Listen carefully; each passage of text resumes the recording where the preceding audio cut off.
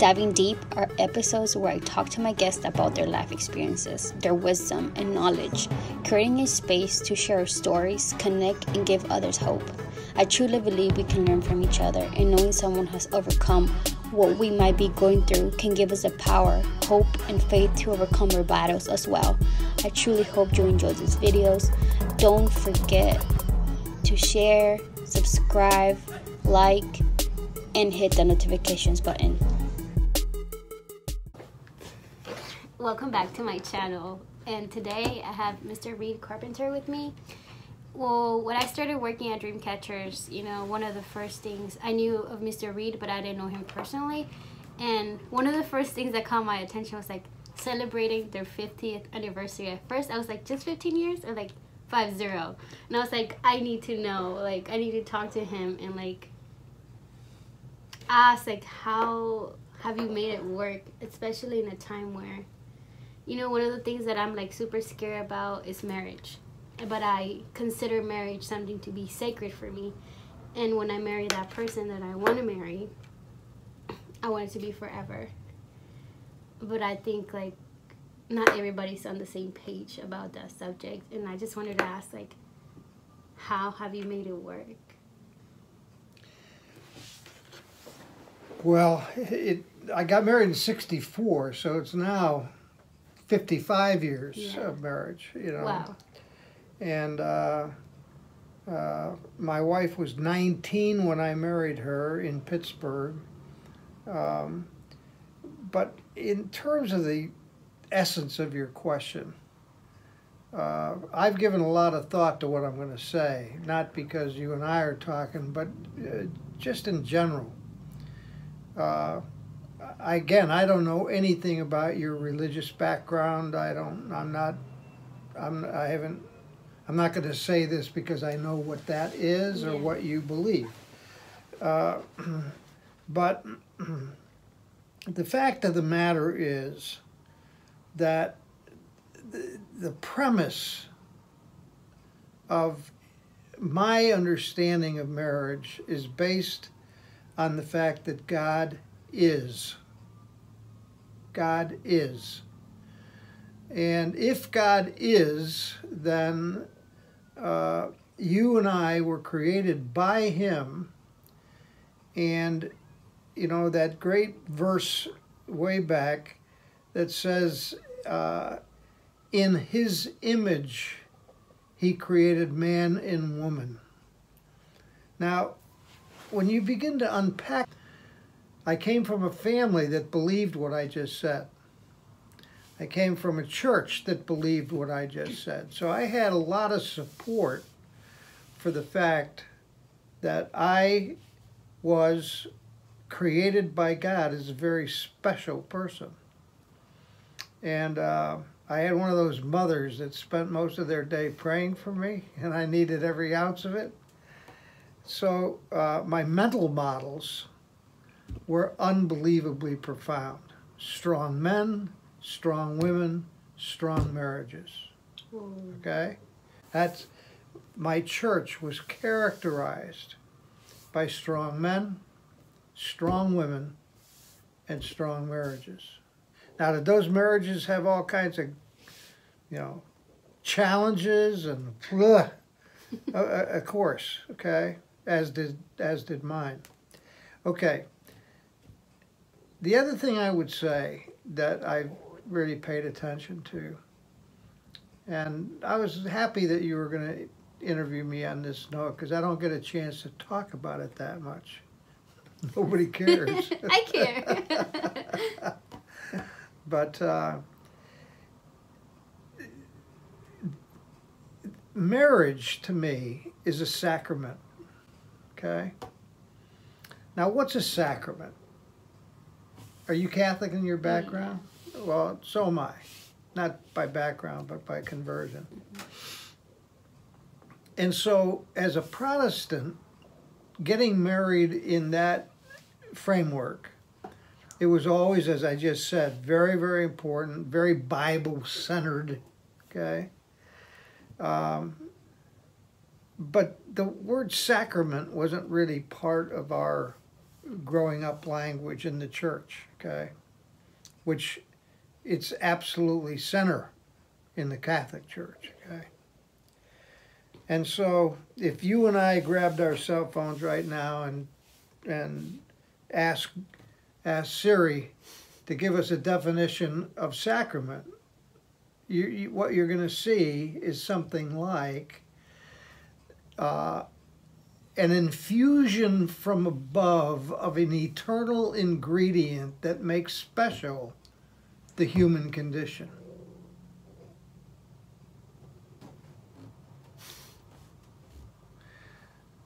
So when you get married, even if you don't know nothing, what happens in heaven is that you become united with another soul. Two become one. Mm-hmm. Now, I always have believed that, okay? Now, my wife and I were separated for 10 years, okay? I mean, our marriage went through we were children in the 60s, a marriage 64, children in the 70s. Maddening, right? Yeah. We had 5 kids, lost one at birth, and we raised those kids in the height of the revolution.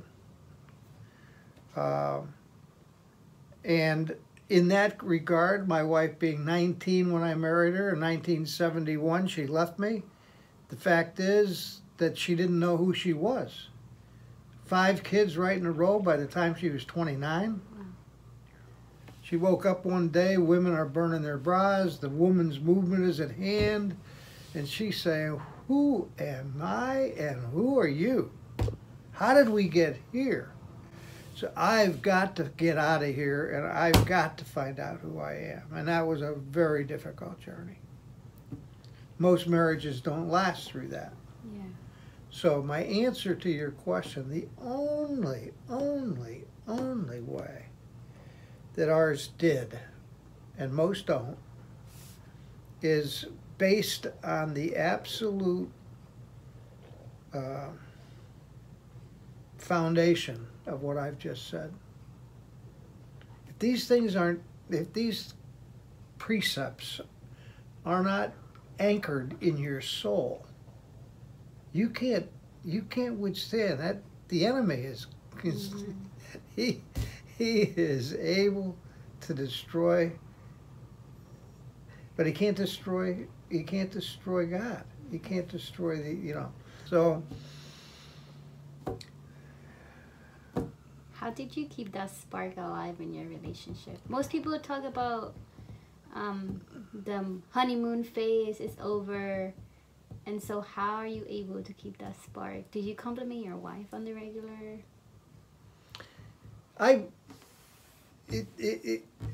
Even though I was complicit in the problem, I'm just being honest on your camera. I went to 15 years of counseling. Wow. When my wife left me, I was devastated. It was against every single belief I had in my body. And I loved her. I really, really, really, really loved her. Still do. Sent her a rose this noon. But the fact is, when you've been hurt, when you've been devastated, when you have no energy to understand, you're in darkness. It's just so dark when you've been violated, and so, within that framework of knowing what that is, and having your marriage saved only by God, you can't take any credit for it. But in the counseling I was doing, I was counseling with an Auschwitz survivor, okay? He was my counselor. He's still alive, 94. And And slowly but surely, what I thought were all Carol's problems, he got me to look at my own. And my own problems were that I was abused as a child by my mother, okay?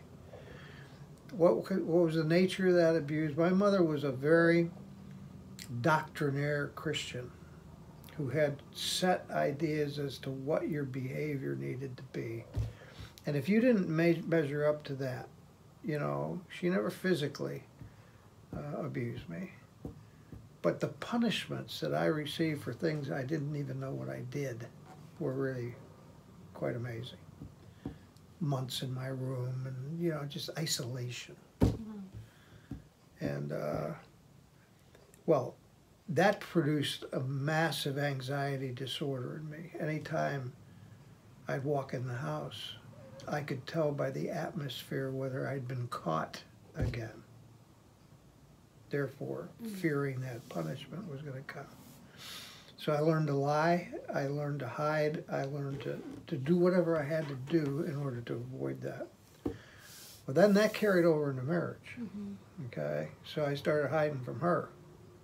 Anything I did wrong, she'd give me a weird look and I'd be basically paralyzed, okay? And so I had to work through all that. Still do. I mean, it's still that you don't get rid of that. You just have to learn how to deal with it. Yeah. And so, you know, Anita, I would say that as we together work through those issues, you know, our love for one another, Carol's major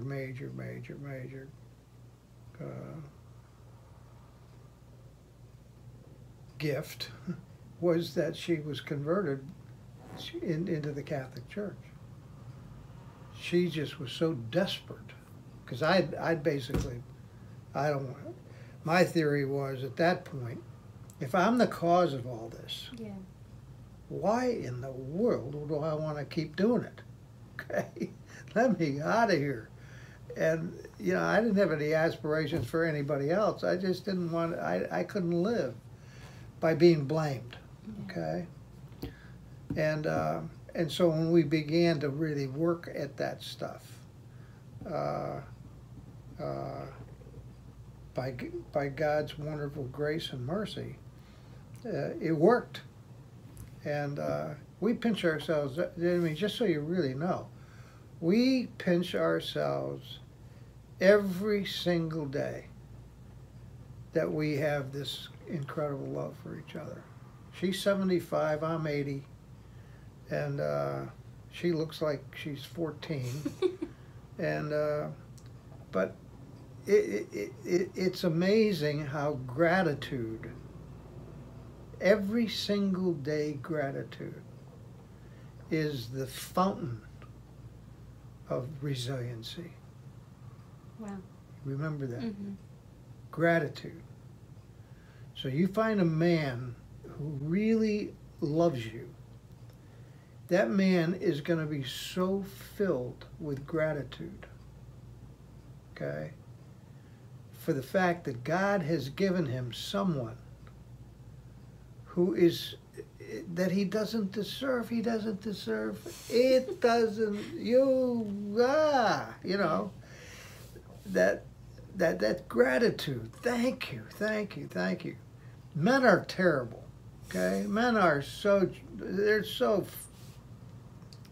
they're so pathetic, you know, because we're in a society where men have to defend that they're men. You know, I belong to LA Fitness. You know, you go to LA Fitness, you see, the place is filled with men standing in front of mirrors by themselves, just checking out their, that's all they got. That's all they have. Wow. Who's affirming them out there in society?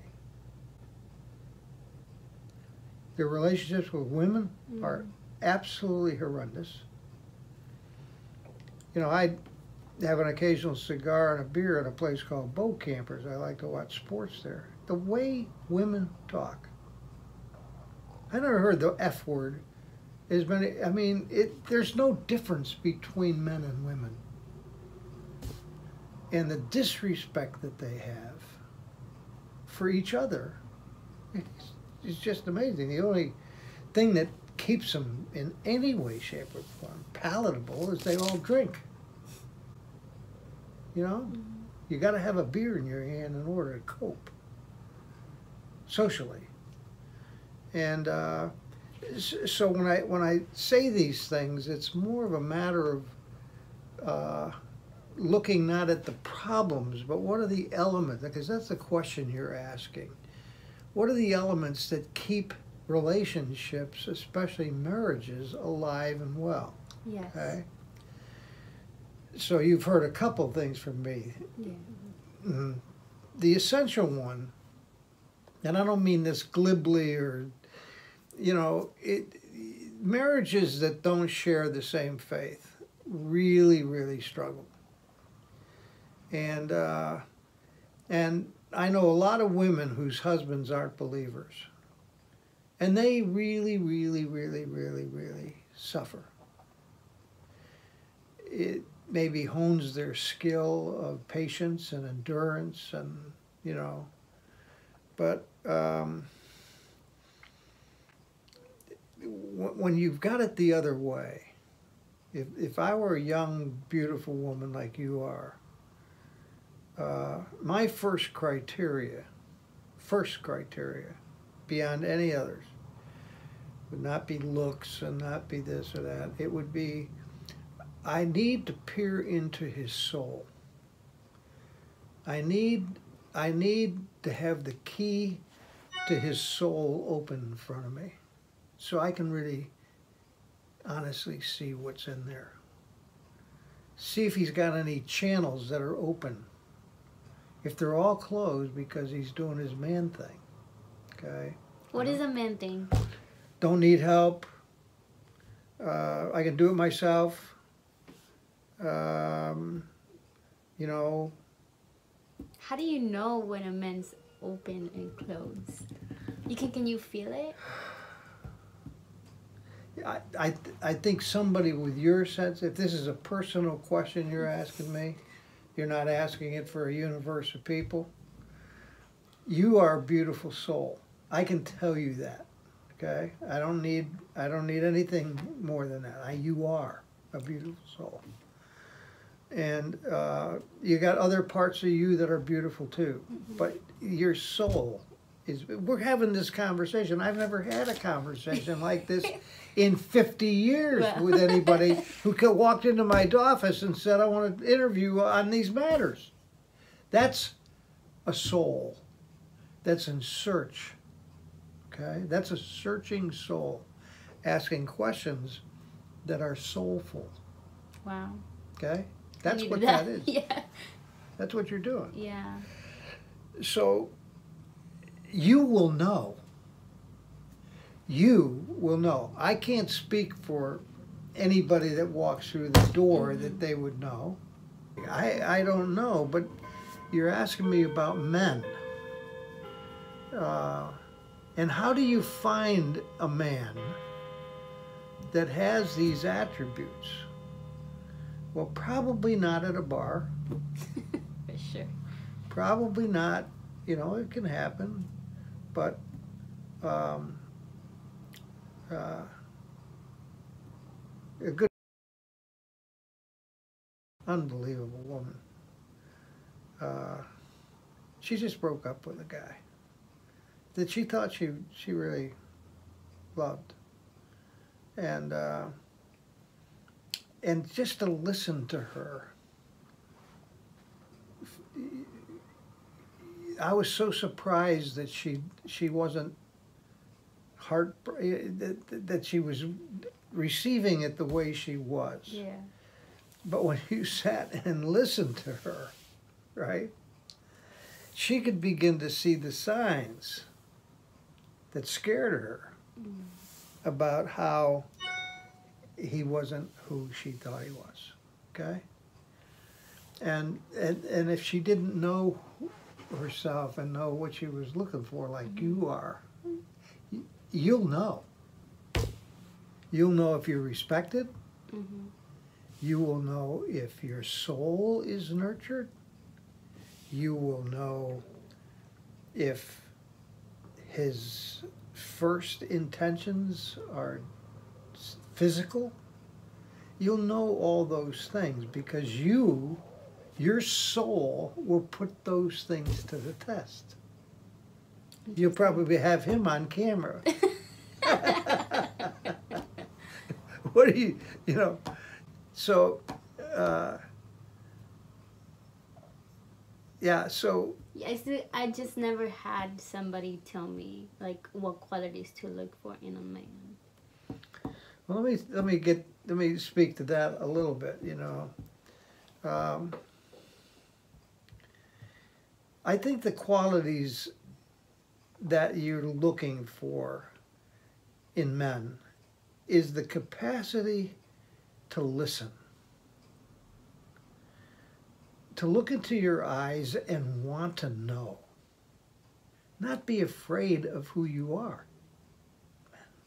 Men are so insecure, generally. And so, and if they do, it'll make your heart beat. I mean, that's where you have to be careful. Yeah. Because you're looking for that so much that you don't want an imposter, okay? But you'll know in time whether that person is looking into your eyes in order to really get. If you gone this far to this video, I just want to say thank you for watching. Please don't forget to subscribe and hit the notifications button. Thank you. Bye.